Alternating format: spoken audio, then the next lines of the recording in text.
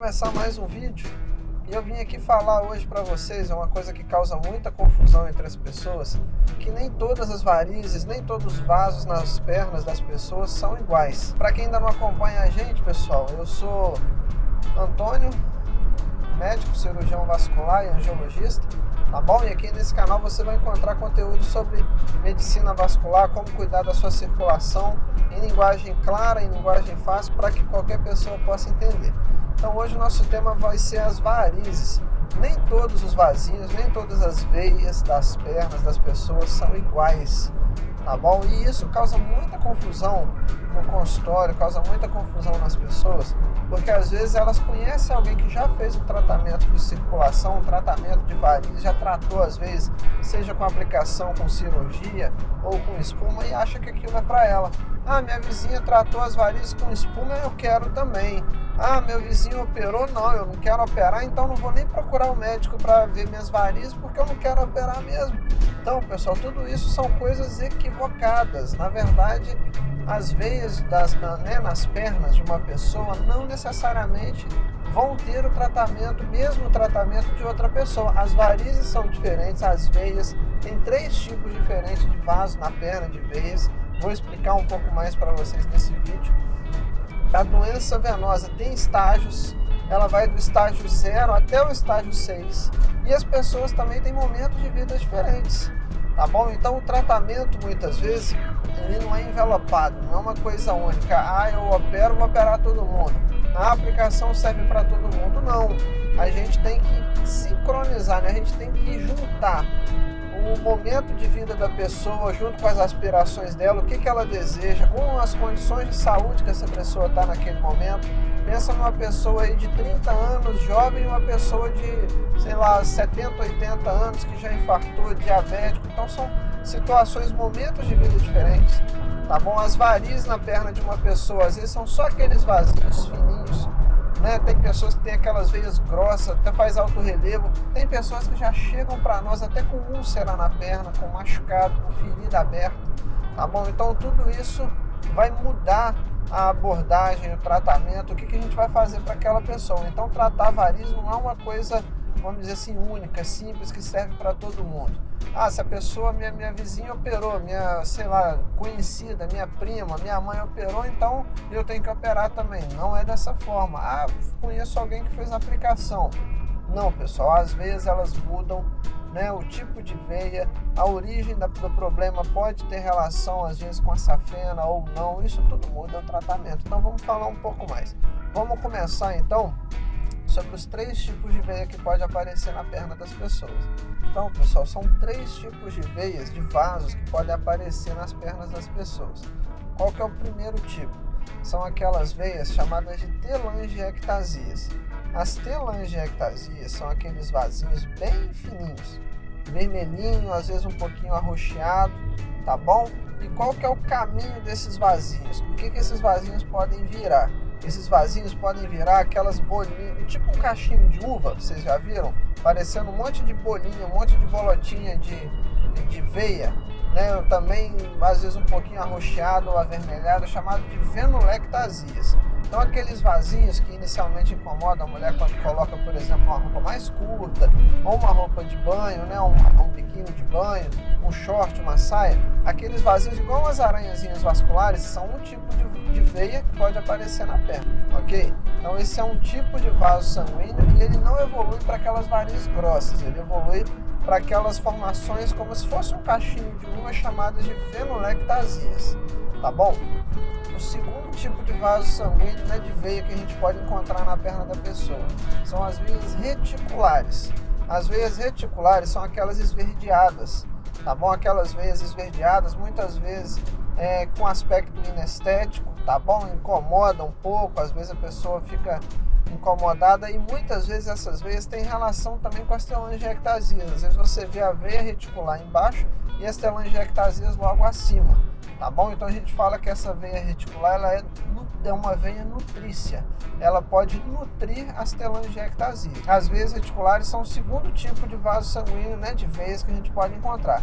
E o terceiro tipo, Antônio, qual que é? Aí realmente são as varizes.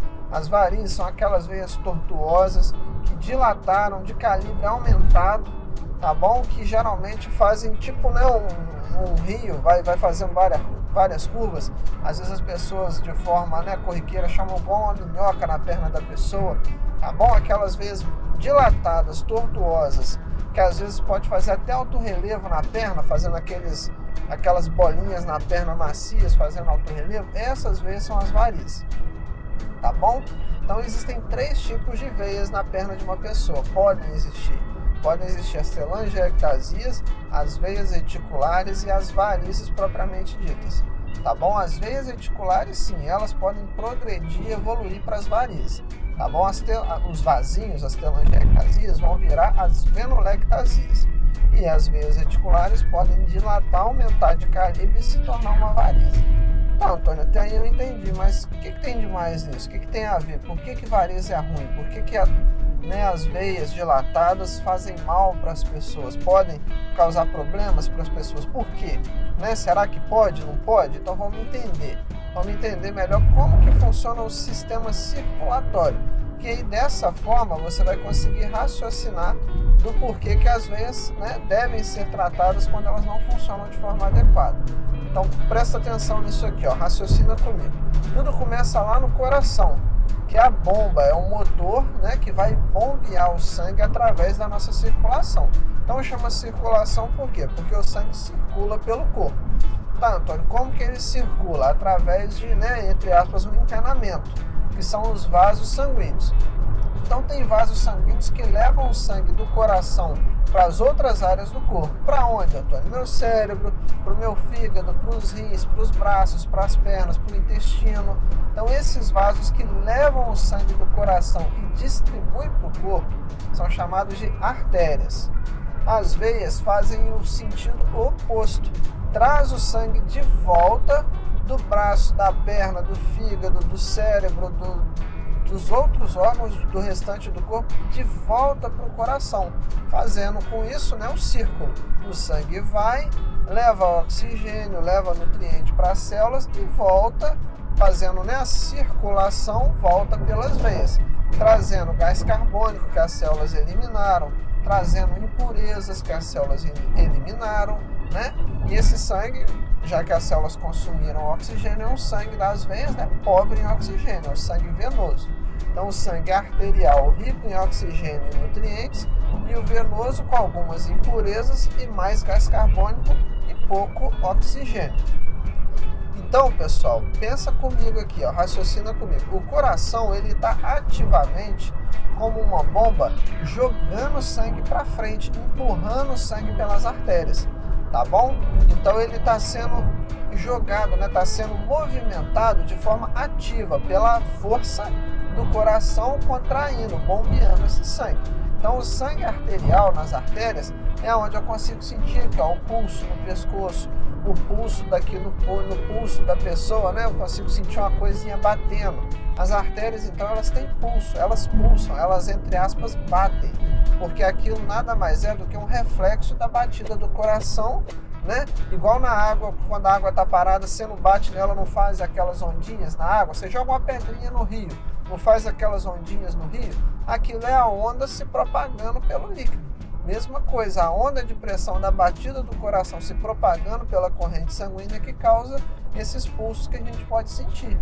Pode sentir na virilha, no pescoço, perto da mão aqui na artéria radial. Então isso é a força do coração empurrando o sangue para frente nas artérias.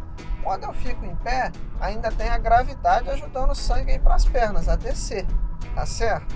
Então fica tanto o coração quanto a gravidade impulsionando o sangue através das artérias. Pensa comigo, quando o sangue vai voltar pela veia, como é que acontece? 2 coisas acontecem. Eu já não tenho mais tanta força do coração impulsionando esse sangue, Imagina o sangue vindo lá da pontinha do meu dedão do pé, tendo que subir pela perna toda, passar pela barriga, pelo tórax para ir parar lá no coração. Então, pessoal, o sangue para retornar do pé até o coração tem que fazer todo esse percurso. E aí aquela batida do coração, ela já não está conseguindo impulsionar com tanta força o sangue. E aí o que também acontece no nosso corpo, Como que a gente pode ajudar Quais mecanismos o nosso corpo tem para facilitar o retorno venoso? Que o sangue saia do pé e volte em direção ao coração, né? Tendo que vencer a força da gravidade e a distância do coração, né? Esse percurso todo que ele tem que seguir. O nosso corpo tem dois mecanismos para fazer o retorno venoso, para ajudar. O primeiro deles, pessoal, é os músculos da panturrilha, os músculos da batata da perna, que fazem o quê? Contraem, apertando as veias, né? Quando o músculo a gente anda, a gente caminha, ou faz esse movimento de abaixar e levantar os pés, o que acontece? O músculo fica maior e menor. Maior, né, relaxado, e menor quando ele contrai. Esse movimento ajuda, entre aspas, a empurrar. O coração, quando ele abre e fecha, né, os ventrículos e os átrios, ele não impulsiona, né, o sangue pelas artérias. A batata da perna, o músculo gastrocnêmio, o músculo solear da minha batata da perna, esses músculos se contraindo e relaxando, né, de forma análoga, eles bombeiam o sangue, eles apertam e soltam as veias, impulsionando, né, o sangue nas veias para frente, para retornar em direção ao coração. Então, por isso que muitas vezes a gente fala que a nossa batata da perna, o músculo da batatinha da perna, o gastrocnêmio, ele é o nosso, né, entre aspas, coração da perna, tá certo? E, Antônio, entendi. Mas qual outro mecanismo também que ajuda o retorno venoso, né? O sangue ir só em uma direção nas veias, não retornar. São as válvulas, tá bom? As nossas veias têm válvulas que são folhetos, né? São que se fecham, abre e fecha, permitindo que o sangue passe, né? Quando o sangue quer passar, imagina uma porta, né? Eu só posso entrar dentro de casa. Vamos pegar esse exemplo. Então eu vou abrir a porta e vou entrar dentro de casa. Se eu fechar a porta e trancar, eu não consigo sair de novo, tá certo? Então a válvula serve para isso, para deixar o sangue ir só em uma direção, tá bom? Ela abre, deixa o sangue passar e fecha se ele tenta retornar, né? Se eu estou em pé, a gravidade tende a jogar o sangue para baixo, a válvula fecha e não deixa esse sangue retornar. Então, pessoal, a veia tem um tamanho certinho onde a válvula abre e fecha. Por que eu não quero que esse sangue feche? Só se raciocinar. Se o sangue na veia é um sangue com impurezas e um sangue cheio de gás carbônico e pobre em oxigênio, né, eu preciso fazer esse sangue circular para ele passar pelos pulmões, pelos rins, pelo fígado, para tirar essas impurezas e oxigenar ele de novo. Entregar para esse sangue, né, o oxigênio, e retirar esse gás carbônico para eu eliminar durante a respiração. Então, pessoal, eu quero que na minha veia o sangue vá só em uma direção. Eu não quero que ele retorne para a perna, porque se ele retornar, né, a gravidade jogar ele para baixo, esse sangue ficar acumulado na panturrilha, perto do tornozelo, ficar, né, esse sangue cheio de impurezas de gás carbônico ali, vai causar peso, cansaço, inchaço na perna, tá bom? Por isso que eu quero que o sangue vá só em uma direção, para ele circular pelo organismo, ok? Então esse que é o problema quando uma veia dilata, é o sangue, ele consegue retornar, já que a válvula não fecha mais, né? A veia dilatou e a válvula não consegue mais encontrar os seus folhetos, né? Está fechado, aqui está aberto, ó.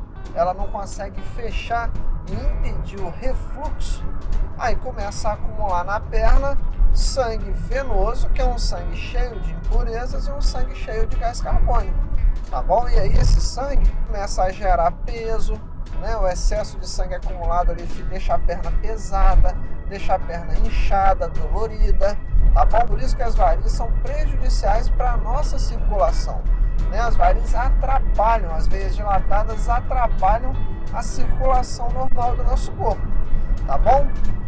Então, pessoal, nem todas as varizes são iguais, né? Nem todas as veias são iguais.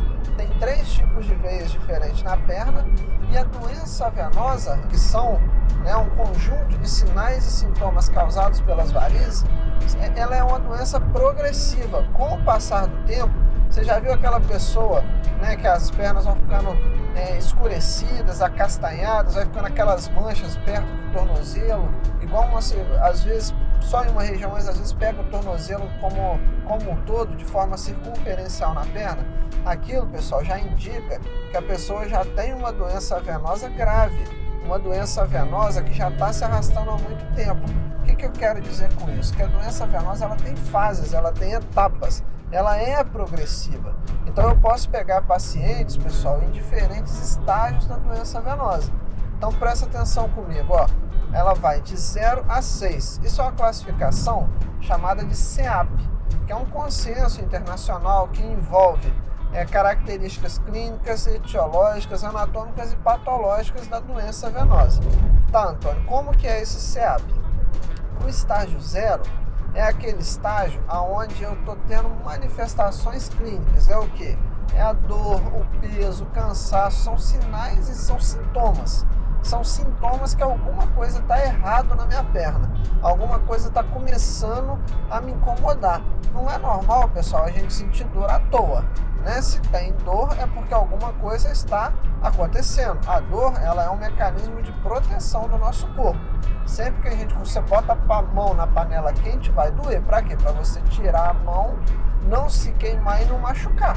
Tá certo? Então a dor é um mecanismo protetor. Quando a pessoa está sentindo aquele peso, cansaço, inchaço e dor nas pernas, isso já é o primeiro sinal que o corpo está enviando para a gente que tem alguma coisa acontecendo ali. Então esse é o estágio 0 da doença venosa. Quando, além desses sinais, desses sintomas, você consegue enxergar naquela perna, visualizar durante a ectoscopia. Ectoscopia é o que? É você olhar, examinar e visualizar as alterações na pele, as coisas que estão visíveis. Então, durante o exame, se eu consigo já visualizar telangiectasias, que são aqueles vasinhos fininhos, eu já falo que essa pessoa está no estágio 1. Ela já progrediu para o CEAP1, né, o estágio 1 da doença venosa. E o estágio 2, pessoal, é quando já tem aquelas veias um pouco maiores, aquelas veias dilatadas que são as varizes. Então, se a pessoa já tem até mesmo varizes visíveis, ela já alcançou o estágio 2 da doença venosa. O 3, pessoal, é quando acontece o edema venoso, é quando a perna está ficando inchada. Então, essa pessoa, né, que já sente peso, cansaço e a perna ficou inchada, essa pessoa já chegou no estágio 3 da doença. É aquele inchaço que vem no final do dia, aquele desconforto. Você aperta, né, na canela da pessoa, às vezes fica marcado o dedinho, né, fica uma depressão ali, fica a marca do dedinho da gente quando a gente aperta a canela. Esse é o inchaço, é o edema venoso. Esse já é o estágio 3. Costuma acontecer, né, perto do tornozelo, aquele ossinho do tornozelo da parte de dentro da perna, o maléolo medial, o ossinho do lado de fora, o maléolo lateral, ali perto dos maléolos, na região da canela, que é a região pré-tibial, onde tem aquele osso, quando a gente bate a canela, dói pra caramba. Nessas regiões que são comuns inchar. Então, quando incha, a gente já chegou no estágio 3. Qual que é o estágio 4? Aí já começa a complicar, pessoal. Já começa a aparecer alterações que a gente quase que se torna irreversível, né? São alterações na pele que são difíceis de tratar. Até tem tratamento, pessoal, mas em estágios mais avançados é bem difícil reverter. Que são o quê? São as alterações cutâneas, as alterações na pele. Lembra que aquele sangue, né, das veias é um sangue cheio de impurezas, de enzimas, de gás carbônico? Essas coisas, pessoal, essas impurezas, essas substâncias que era para ser eliminada pelos rins, pelos pulmões, pelo fígado, elas vão atacando a pele, elas vão agredindo a minha pele. E aí começa a ficar o quê? A pele escurecida, né? Às vezes a pele começa a irritar tanto, começa a fazer atrofia, que a gente chama de esclerose, lipodermatosclerose. A pele pode ficar igual uma casca de laranja, pode ficar descamativa, dá coceira, os pelinhos podem cair às vezes. Então, pessoal, quando começa a aparecer as alterações na pele, né, isso já é o estágio 4, é um estágio tardio e dependendo do grau de alteração nessa pele, pode ser até mesmo irreversível. Então, pessoal, aquela pele escurecida, cheia de manchinhas, de pontinhos marrons, de pintinhas acastanhadas, né, a gente chama de dermatite ocre. Tá bom? Essa dermatite ocre, né, ela é causada por depósitos de ferro Lembra que na nossa hemácia, nas células vermelhas do sangue tem ferro, que a mãe da gente fala, meu filho, come ferro para não dar anemia, se alimenta bem para não ficar anêmico, para não dar anemia. Esse ferro que fica dentro da hemácia, por causa da veia estar tão dilatada, tão cheia de sangue, né? A gente fala que a veia está com hipertensão venosa, está com muito sangue ali, porque ela não consegue mais fazer o retorno venoso de forma adequada. Então essa veia começa a extravasar dela algumas hemácias, algumas células vermelhas do sangue, e essas hemácias elas não sabem voltar para dentro da veia de novo. E aí elas morrem e esse depósito que fica no núcleo delas de ferro começa a grudar na pele e fazer aquelas alterações. Pessoal, uma coisa para chamar a atenção é que a doença venosa é sim uma das maiores causas, talvez aí cerca de 80% das manchas da pele, pele escurecida, perna escura, aquelas manchinhas da dermatite ocre, grande parte das vezes são causadas por varizes, mas nem sempre né? Não só as varizes causam a dermatite ocre, tá bom? O diabetes pode causar escurecimento da pele, algumas causas genéticas, pessoas que têm essas coisas na família, né? Essa dermatite na família, às vezes porque fica muito em pé, na mesma posição, sentado várias horas, já tem um componente genético, a circulação está saudável, pode aparecer dermatite ocre. Então o que eu te aconselho? Se já acendeu aquela luzinha de alerta em você, você deve ir no médico para quê? Para certificar que você não tem problema nas veias, né? Ver se você não está diabético, ver se realmente isso é por causa de um componente familiar e o ortostatismo, né? Que é ficar em pé várias horas do dia ou ficar sentado várias horas do dia que está te causando esse acúmulo de substâncias na pele ali, de hemosiderina. O nome dessa substância que acumula ali é a hemosiderina. Então, excluindo essas causas, aí sim a gente pode ficar mais tranquilo. Mas vamos voltar para o nosso raciocínio. Então, pessoal, a dermatite ocre começa a acumular o ferro na pele, né, os depósitos de hemosiderina, e aí, com a inflamação crônica, com o passar do tempo, algumas enzimas das veias que vão também indo para a pele, começa a destruir a nossa pele, começa a agredir, a fazer a esclerose, a pele fica igual casca de laranja, a descamar, tá bom? Às vezes faz o eczema venoso, que é aquela pele vermelha, descamativa, coçando, irritada. Então esse já é o estágio 4. E aí, pessoal, para o estágio 5 e 6 já é um pulo. Porque sabe essa inflamação que eu estou falando, que está acontecendo ali? Essa inflamação agride tanto a pele que pode abrir ferida, pode abrir uma úlcera variciosa, uma úlcera venosa. Então esse já é o estágio 6. O estágio 6 é quando eu tenho uma úlcera em atividade. A inflamação foi tão grande, a saída de impurezas, de substâncias ruins foi tão grande que saiu ali das veias em direção à pele que elas agridem tanto a pele a ponto de abrir a ferida. E o estágio 5, pessoal, é quando eu já vejo uma ferida cicatrizada, né? Eu vejo que teve uma úlcera ali pela cicatriz, mas a úlcera está curada, né? A úlcera está fechada. Então, úlcera fechada, né, é o estágio 5, e úlcera aberta é o estágio 6 da doença venosa. Então você já entendeu que a doença venosa ela tem estágios, né, do 0 ao 6. Tá, Antônio, mas isso é rápido? Não, isso é com o passar do tempo, tá bom? Com vários anos, né, de não procurar um médico, não se cuidar, essas alterações vão surgindo e o último estágio é a úlcera venosa. Geralmente a pele já está aquela pele escura, acastanhada, porque ela não, né, a pessoa não vai das varizes à úlcera venosa direto, exceto se às vezes abrir uma ferida e essa úlcera está sendo nutrida pelas varizes. Mas o caminho natural é passar por esses estágios, é passar pelo estágio 4 e depois chegar no estágio 5. Não é via de regra, pessoal, não necessariamente isso vai acontecer. Eu já tive pacientes que às vezes abriu uma feridinha na perna, na pele, né? Fez um machucadinho, se eu não me engano, esse paciente foi um arranhado de gato e a ferida não fechava. Por quê? Porque a doença venosa fez perpetuar essa úlcera. Só que na maioria dos casos isso não é o comum, a úlcera abrir por causa de uma pancada ou uma úlcera venosa. Quando uma úlcera venosa abre de forma espontânea, geralmente é porque a doença foi progredindo nessas etapas, do CEAP 0 até o CEAP 6. Isso leva um pouquinho de tempo, tá bom?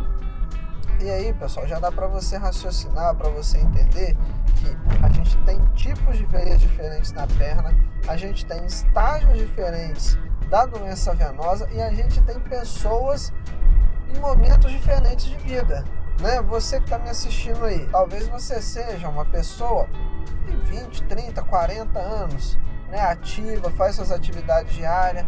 Às vezes é uma mulher que tem uma aspiração estética muito grande. Às vezes é uma pessoa, né, um homem que talvez não tenha tanto apelo estético. Às vezes tem a perna peluda, dá uma disfarçada, tá bom? Tem pessoas às vezes que já chega em um estágio de vida, talvez com 80 anos, não que essa pessoa não tenha apelo estético, mas já está com algumas doenças, comorbidades, às vezes já infartou, às vezes tem asma crônica, problema para respirar, coração grande, às vezes tem problema de fígado ou de rim, né? Já tem comorbidades que são o quê? Doenças concomitantes em outros órgãos e sistemas, além das varizes, tá bom? Então a abordagem dessa pessoa, né, tem que ser diferente, por exemplo, de acordo com o tipo de veia que ela tem, de acordo com as condições clínicas de saúde que ela apresenta, tá bom? Por isso que nem todo tratamento, pessoal, é igual. É nesse ponto que eu queria chegar para vocês, que causa muita confusão durante a nossa prática diária. Porque às vezes a pessoa espelha o tratamento que ela ouviu falar e acha que aquele tratamento é para ela. É muito comum, quando a espuma foi popularizando no Brasil, o pessoal chegou no consultório, né? Muita gente, eu vi na televisão, passou na TV uma reportagem sobre a espuma, eu vim porque eu quero fazer espuma. Agora tem o laser? Não, eu vim porque eu quero fazer laser. Então, pessoal, é essa mensagem que eu quero deixar hoje para vocês. Primeira coisa que a gente tem que fazer é examinar o paciente, entender as condições dela, talvez pedir alguns exames complementares para montar um plano de tratamento específico para aquela pessoa, tá bom? Quer ver? Eu vou te dar um exemplo. A gente faz, é muito comum a gente pedir um exame, um ultrassom das veias chamado de Doppler. Doppler tem um nome estranho, muitas vezes eu vejo a pessoa indagar, doutor, como é que é esse exame? É um exame difícil, é um exame, tem que entrar naquela máquina, eu não aguento entrar naquela máquina, eu fico nervosa, ansiosa, eu não vou fazer esse exame não. Pessoal, não tem nada a ver, é um exame tranquilíssimo, é um ultrassom das veias da perna. Igual aquele ultrassom da barriga que você deita, pega um aparelhinho e passa com gelzinho, é igual nas pernas. Não tem que entrar em máquina fechada, não tem que tomar injeção de contraste, nada. É um exame super tranquilo. E o que esse exame mostra para mim? Mostra muitas coisas que às vezes o olho só não enxerga, né? Tem algumas veias que às vezes estão debaixo da pele e aqueles vasinhos superficiais são só um reflexo de uma doença muito mais importante que a gente não consegue ver com o olho nu. Então o Doppler não é para ver, para ficar passando em cima das veias que está visível na pele, não. É principalmente também, pode ser para ver aquelas veias da pele, se elas estão dilatadas, se elas estão com problema, mas o Doppler principalmente é para as veias que eu não enxergo. Vocês estão me entendendo? Pensa numa árvore. Uma árvore, pessoal, tem a raiz debaixo da terra. Você não enxerga a raiz. Ela tem o tronco, que você já enxerga, e tem as folhas. Não adianta eu podar só as folhas, porque a raiz está lá e o tronco também. Então, o que acontece depois de um tempo que eu podei as folhas? Cresce tudo de novo. Essa mesma analogia serve para a doença venosa, tá bom? Se a pessoa, às vezes, tem um refluxo na safena, né? Lembra do refluxo que a gente falou. O sangue sobe, na direção correta é o fluxo normal. Quando a veia dilata, a veia dilatou, a válvula não se fecha mais e o sangue volta pela ação da gravidade, eu tenho o refluxo. Se você não sabe ainda o que é refluxo, volta lá atrás desse vídeo que a gente explicou, tá bom? Então, pessoal, se eu tenho uma safena com refluxo, às vezes eu vejo algumas varizes na perna, mas se eu tratar aquelas varizes visíveis e deixar a safena doente, algumas vezes, pessoal, vai recidivar tudo de novo. A pessoa, né, tratou aquelas varizes, mas não tratou a causa, que foi a safena doente. Claro, nem toda safena doente necessita de tratamento. Tratamentos que eu estou dizendo assim, ablativo, cirúrgico, vai depender, né, da manifestação clínica. Às vezes eu posso usar, por exemplo, uma meia, um remédio, dependendo, né, se esse refluxo for bem pequeno, for em uma localização, por exemplo, perto do tornozelo, onde passam muitos nervos, tá bom? Às vezes uma cirurgia naquela área não é muito boa, porque pode deixar uma dormência ali na perna, ali perto do tornozelo. Então, às vezes, eu posso tomar outras medidas para tratar essa safena. Mas vamos supor que é um refluxo na coxa, né? E ele se manifesta através de umas varizes grossas que passam ali perto do joelho, vai em direção à batata da perna. Eu preciso então tratar a raiz do problema, que nesse caso, nesse exemplo, foi a safena. Ah, Antônio, mas e aí? Então vamos operar, vamos tirar essa safena. Mas e se a paciente tiver em 90 anos, 80 anos com a úlcera na perna aberta, já tem coração grande, já infartou, você vai levar essa paciente para o centro cirúrgico para operar? É aí, pessoal, que entram as técnicas minimamente invasivas, tá bom? Como a espuma, como o endolaser, que é o laser que vai por dentro da safena para secar ela, a espuma, que eu posso injetar através de uma agulhinha bem pequenininha e secar, queimar essa safena doente, para que ela não leve mais esse refluxo para as outras veias. É aí, pessoal, que vem o objetivo desse vídeo, que é te explicar que o tratamento de varizes, ele é individualizado, ele é personalizado e principalmente o seguinte: quanto mais tempo você espera, mais vasos ficam doentes. Imagina uma veia com refluxo, pensa na avenida principal da sua casa, tá bom? Então começou a engarrafar tudo, teve um acidente ali, começou a engarrafar um monte de carro, Chegou um carro, não consegue passar, outro. A via principal está toda engarrafada. E quem está nas vias laterais, pessoal? Consegue entrar na principal engarrafada? Não. As vias laterais também vão começar a engarrafar, porque a principal não dá passagem mais. E aí, pessoal, é essa mensagem que eu quero passar também, que uma veia doente vai transmitindo esse refluxo, esse problema para as outras. Então, quanto mais a pessoa espera, mais doente as veias da perna ficam, mais complexo é o tratamento e mais tempo ela perde e às vezes pode chegar nesse estágio 4 que eu falei do CEAP, tá bom? Que algumas vezes aparecem manifestações irreversíveis na pele. Então, fazendo um apanhado geral, um resumão dessa aula de hoje. A doença venosa é progressiva, existem vários tipos de veias na perna da pessoa, cada veia pode receber um tipo de tratamento diferente, às vezes uma veia é melhor fazer um laser, outra veia é melhor fazer uma espuma, outro tipo de vaso, dependendo da localização, é melhor eu tirar por microcirurgia. Então, dependendo do tipo de veia, pode ser que um tratamento seja melhor que o outro para aquele caso ou para aquela pessoa, dependendo da idade, da condição de saúde, tá bom? Por isso que você espelhar o tratamento de outra pessoa, às vezes não é o mais adequado, não é o ideal para você. O tratamento das varizes, ele deve ser feito quanto antes, quanto mais precoce, mais simples e melhor é o tratamento. O tratamento ele é personalizado. Às vezes os seus vasinhos na coxa pode ser semelhante ao da sua amiga, mas às vezes, no seu caso, pode ser um problema na safena e o da sua amiga não. Isso já mudou assim totalmente o contexto, totalmente o tratamento, tá certo? E além disso, pessoal, o tratamento das varizes, muitas vezes para a gente chegar numa eficácia melhor, ele pode ser combinado. Eu posso combinar as técnicas, eu posso combinar a aplicação com a espuma, a aplicação com laser, eu posso fazer uma cirurgia primeiro e depois fazer um ajuste fino, uma finalização, como se desse aquela lapidada no final, lapidando o diamante, sabe? Aquela lapidada no final com a aplicação para ficar o resultado melhor possível, tá bom? Então, pessoal, bastante atenção, Se você tem varizes, procura um médico. Não tenta espelhar o tratamento no que você viu na internet, que você ouviu falar que o seu amigo fez, porque o médico, principalmente o especialista, o angiologista, ele que vai determinar qual o melhor tratamento para você. E para você chegar num resultado ótimo, é preciso desenhar um plano de tratamento adequado, que passa primeiro por uma consulta médica, em alguns casos, com a realização de algum exame complementar, por exemplo, o Doppler, para aí então desenhar um plano de tratamento que serve para o seu caso.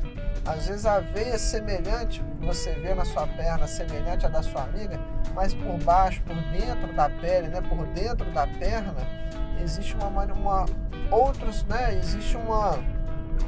pode existir situações especiais como o refluxo de safena ou outras alterações que, na verdade, tudo que você está vendo na pele de forma superficial é só a folha da árvore, tá bom? Você podar a folha e deixar a raiz, vai crescer tudo de novo, tá? Ah, Antônio, então quer dizer que se eu fiz a aplicação ou operei, eu fiz o tratamento e futuramente voltou, quer dizer que ficou raiz lá? Aí, pessoal, é outro conceito importantíssimo da doença venosa. pensa comigo, quando você se tratou, né? Você fez o quê? O tratamento nas veias que estão doentes. As veias que estão saudáveis, elas continuaram lá. E se você operou, se você fez a aplicação, se você fez o laser e ficou aí 5, 10, 15 anos sem voltar no médico, nada impede, né? Provavelmente outras veias adoeceram. Esse é outro conceito, pessoal, outra sacada importantíssima, tá bom? Eu tenho pacientes, por exemplo, que já fizeram, né, 20 aplicações. Foi necessário 20 aplicações, seja de líquido, seja de espuma, seja de laser. E aí, pessoal, todo ano voltava no consultório para fazer uma ou no máximo 2. Porque fez o quê? Manutenção, tá bom? Fez a manutenção, fez o acompanhamento, usava a meia, tomava o remédio direitinho na época prescrita, tá certo? Aí tem aquelas outras pessoas que tratam, volta daí 5, 10 anos com a perna com outras varizes e fala que a doença voltou, que as varizes voltaram, que o tratamento não fez efeito, não foi eficaz. Na verdade, não.